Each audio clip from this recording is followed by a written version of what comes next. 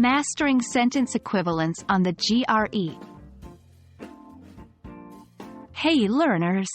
In today's video, we're going to delve deep into the GRE's verbal reasoning section, specifically focusing on the sentence equivalence questions.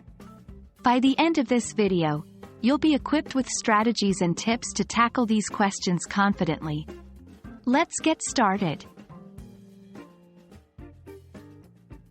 The sentence equivalence questions ask you to complete a sentence by choosing two words that are interchangeable in the context provided. The resulting sentences should have similar meanings.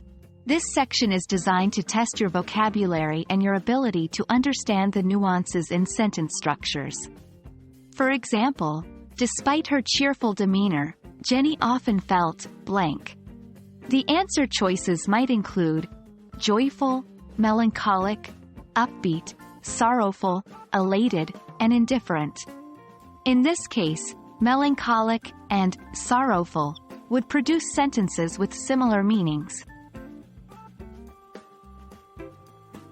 1. Context clues.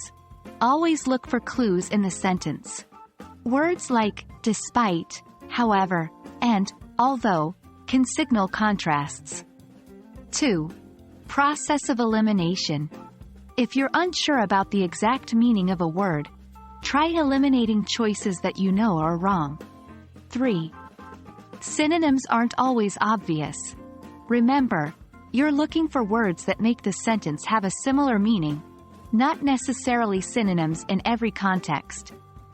4. Double check. Before moving on, ensure the two choices you've selected create sentences that truly have equivalent meanings.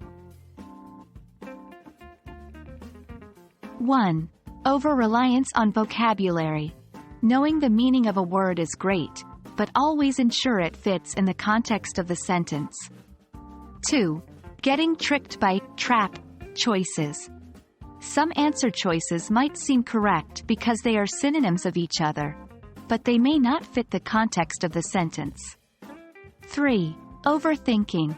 Sometimes the simplest answer is the correct one.